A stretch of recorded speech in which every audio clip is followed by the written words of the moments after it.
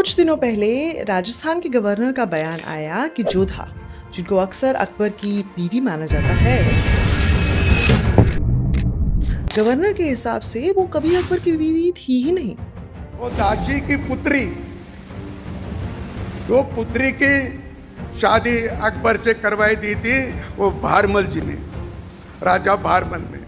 उनके हिसाब से अकबर की शादी भारमल कछवाहा, आमेर के राजा की दासी की बेटी से हुई थी। ये बयान कहाँ तक सच है? क्या जोधा सच में थी?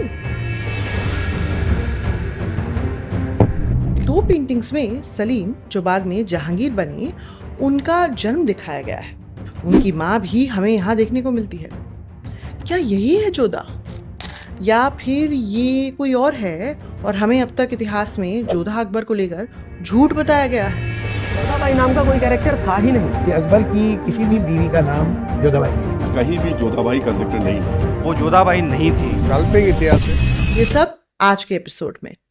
चलें फिर। हेलो और नमस्कार, आपका स्वागत है एक नए एपिसोड में। मैं हूं डॉक्टर रुचिका शर्मा। मैं पेशे से एक इतिहासकार हूं और इतिहास की टीचर भी हूं। इसके अलावा मेरे कुछ और भी क्रेडेंशियल्स डिस्क्रिप्शन बॉक्स में मौजूद हैं। डिस्क्रिप्शन बॉक्स में आज के एपिसोड से जुड़ी हुई सारी सोर्सेज की लिस्ट मौजूद है। आप अपनी जिज्ञासावश पढ़ना चाहें या फिर मुझे फैक्ट चेक करने के लिए। इसके अलावा अगर आप चैनल को किसी भी तरीके से सपोर्ट करना चाहते हैं तो चैनल के डिस्क्रिप्शन बॉक्स में एक पेट्रियन लिंक मौजूद है। आप चैनल की मेंबरशिप भी ले सकते हैं और सुपर थैंक्स भी। तो आ जाते हैं मुद्दे पर। राजस्थान के गवर्नर ने तो ये कह दिया भाई कि आमेर की दासी से हुई थी अकबर की शादी, बट क्या वो आमेर के राजा की दासी की बेटी थी? अबुल फजल, जो मुगल बादशाह अकबर के कोर्ट क्रॉनिकलर थे, उनकी किताब अकबरनामा के हिसाब से 6 फरवरी 1562 एडी को अकबर की शादी आमेर के राजपूत राजा भारमल कछवाहा की सबसे बड़ी बेटी से हुई थी, जिसके माथे पे समझदारी और पवित्रता, इंटेलेक्ट और चैस्टिटी की चमक थी। ये प्रस्ताव कि अकबर की शादी भारमल कछवाहा की सबसे बड़ी बेटी से हो, ये भारमल कछवाहा ने खुद ही रखा था और उनकी बेटी की शादी अकबर से सांभार में करा दी गई। सांभार लेक है राजस्थान में। इसे शाखांबरी भी कहा जाता था। पृथ्वीराज चौहान का इस पर कब्जा था जब उन्होंने घोरी से लड़ी थी तराइन में और हार गए थे। उस पर मैंने एक डिटेल वीडियो बनाया था, आप यहाँ क्लिक करके देख सकते हैं। खैर, जब ये प्रस्ताव भारमल कछवाहा ने रखा कि उनकी बेटी की शादी अकबर से हो, तो उन्होंने इसे एक्सेप्ट किया और चागताई खान को भारमल कछवाहा के साथ भेजा कि वो उनकी बेटी को ले आए और उनकी शादी संपन्न हो सके। यही बात हमें तबकाते अकबरी भी बताती है, जो ख्वाजा निजामुद्दीन अहमद ने लिखी थी अराउंड 1593 में। निजामुद्दीन ये भी कहते हैं कि इस शादी से खुश होकर अकबर ने उनकी नई नवेली बीवी के भाई भगवंत दास के बड़े बेटे मानसिंह के हुनर और समझ को पहचान लिया और उन्हें अपनी सर्विस में रख लिया, यानी उन्हें मनसबदार बना दिया। ये डिसीजन अकबर को आगे चल के काफी फायदा कराएगा, क्योंकि मानसिंह ने ही हल्दी घाटी के युद्ध में महाराणा प्रताप को हराया था। प्रताप को यहाँ उनकी गर्दन पे चोट आई थी और उन्हें मैदान जंग को छोड़ना पड़ा। तो ये तो साफ हो गया कि अकबर की जिससे शादी हुई थी वो कोई दासी की बेटी नहीं थी, बल्कि आमेर के राजपूत राजा भारमल कछवाहा की ही बड़ी बेटी थी। यानी एक राजपूत शहजादी से अकबर की शादी हुई थी। क्या उनका नाम जोधा था? उनका नाम हमें नहीं मालूम। उनका टाइटल जरूर मालूम है, मरियम उस जमानी, यानी अपने जमाने की Mariam, Mary of her age. यहाँ रेफरेंस मरियम का है, मदर मैरी, जो कि जीसस यानी यीशु मसीह की माँ थी। क्यों मिला अकबर की बीवी को ये टाइटल? क्योंकि उन्होंने सलीम को जन्म दिया, अकबर का सबसे पहला बच्चा और राजगद्दी का वारिस। सलीम का जन्म 1569 में हुआ, लेकिन अकबर की कछवाहा राजपूत शहजादी से 1562 में ही शादी हो गई थी, लेकिन बच्चा ही नहीं हो रहा था। 1564 में अकबर की एक और बीवी ने जुड़वा बच्चों को जन्म दिया, लेकिन वो दोनों 1 महीने बाद ही चल बसे। उसके बाद 4 साल तक बच्चा नहीं हुआ, जिससे अकबर काफी परेशान थे। इसी समस्या को लेकर वो चिश्ती सूफी संत शेख सलीम चिश्ती के पास गए, जिन्होंने उन्हें आश्वासन दिया कि उनकी बीवी, यही राजपूत शहजादी, साल के अंत तक प्रेग्नेंट हो जाएगी। और बिलीव इट और नॉट, एग्जैक्टली वही हुआ। Faith healing pregnancy she's better than IVF। Anyway, और पैदा हुए सलीम, जिनका नाम शेख सलीम चिश्ती पे रखा गया। उनको प्यार से अकबर शेखू बाबा भी बुलाते थे। अगेन शेख सलीम चिश्ती का रेफरेंस। सलीम चिश्ती से वो इतने खुश हुए बाय द वे कि उन्होंने अपनी कैपिटल ही आगरा शिफ्ट कर ली, फतेहपुर सीकरी बनाने का ऐलान कर दिया, जहां उन्होंने सलीम चिश्ती की मौत के बाद उनका दरगाह भी सफेद संगमरमर यानी व्हाइट मार्बल में बनाया। मैं यहां गई हूं बाय द वे, और ये बेहद खूबसूरत है। तो पहले बच्चे की खुशी में फिर राजपूत शहजादी को मरियम उस जमाने का टाइटल मिला, अपने जमाने की मरियम, मदर मैरी। सलीम आगे चल के शराबी बनेंगे, अपने पप्पा जी से बगावत करेंगे और उनकी मौत के बाद मुगल बादशाह जहांगीर बनेंगे। कैसे दिखती थी मरियम उस जमाने? फारसी सोर्सेस कहती हैं कि मरियम बेहद खूबसूरत थी। उनकी रिप्रेजेंटेशनल छवि हमें 2 मुगल पेंटिंग्स में देखने को मिलती है। पहली ये, जो अकबरनामा का हिस्सा है। इसे 2 मुगल आर्टिस्ट केशव कला और धर्मदास ने बनाया था 1590s में। टाइटल है बर्थ ऑफ प्रिंस सलीम। यहाँ सलीम के जन्म का जश्न मनाया जा रहा है। प्रॉपर मुगल पेंटिंग है ये। यहाँ मल्टीपल सीन्स डिपिक्ट हुए हैं। सबसे नीचे में पैलेस के जस्ट बाहर का सीन। अकबर की प्रजा को पता लगा है कि शहजादा हुआ है। वो खुशी से पैलेस के बाहर आकर दरबान से ये न्यूज को कंफर्म कर रहे हैं। सबके फेस पे अलग अलग एक्सप्रेशंस हैं। मुगल पेंटिंग की डिटेलिंग लेजेंडरी है। फिर दूसरा सीन पैलेस के अंदर का, जनाना से जस्ट बाहर का। ढोल नगाड़े बज रहे हैं, जश्न हो रहा है। और फिर जनाना के अंदर का, जहां कोर्ट लेडीज और मिडवाइव्स यानी दाइमा मरियम उस जमानी के आसपास बैठी हैं, मरियम की देखभाल कर रही हैं। मरियम वो हैं जिन्होंने येलो चादर ली हुई है। और सलीम कहाँ है?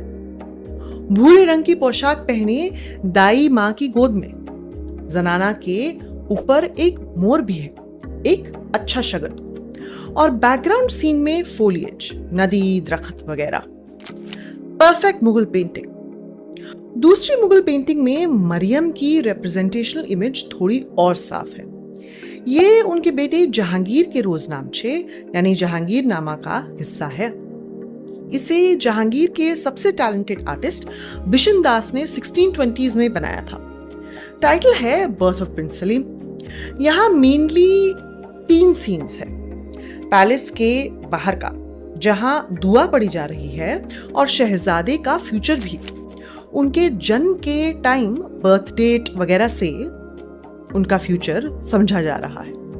अंदर जनाना में लेडीज गाने गा रही हैं, जश्न मना रही हैं। और एक एनक्लोजर के अंदर मरियम उस जमानी सैंड येलो चादर में लिपटी है और छोटे सलीम दाइमा की गोद में ड्रेस्ड इन ऑल व्हाइट। उसके पीछे भी एक छोटा सा सीन है जनाना के इनर क्वार्टर्स का, जहां लेडीज आपस में बात कर रही हैं। सारे सीन्स एक ही पेंटिंग में पर्सपेक्टिव का बेहद शानदार तरीके से यूज। मरियम सिर्फ सूरत ही नहीं, सीरत से भी अव्वल थी। मरियम के कहने पे अकबर ने उन्हें शिप्स यानी जहाज बनवाने की इजाजत दे दी, न केवल ट्रेड के लिए बल्कि हज पे जाने वाले यात्रियों के लिए भी।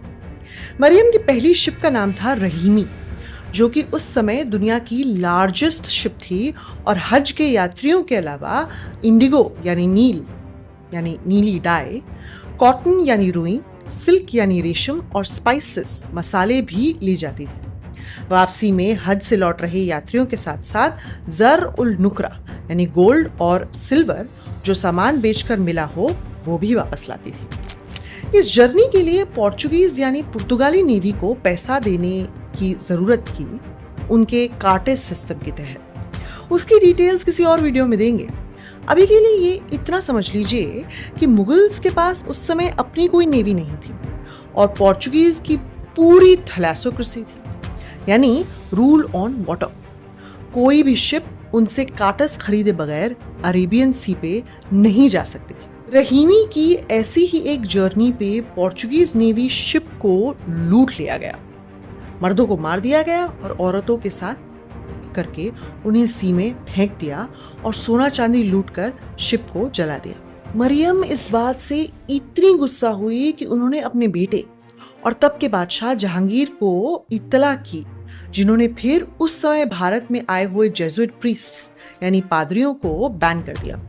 ये पोर्चुगीज प्रीस्ट्स थे और पोर्चुगीज ट्रेडर्स के साथ ही यहाँ आए थे। इतना ही नहीं, जहांगीर ने सारे चर्चेस जो उस समय इंडिया में बने थे उन्हें भी बंद करवा दिया।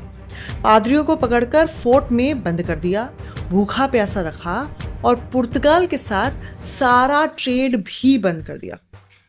फिर पोर्चुगीज नेवी की 100 छोटी शिप्स को गोवा के तट पर जो खड़ी थी उनको जला दिया। जब इस बात की खबर पुर्तगाल और अंदलूस के राजा को लगी तो उन्होंने रहीमी के नुकसान की रकम से 100 गुना ज्यादा देने को कहा ताकि मुगल और पोर्चुगीज का ट्रेड दोबारा शुरू हो सके, पर मरियम ने वो प्रस्ताव ठुकरा दिया।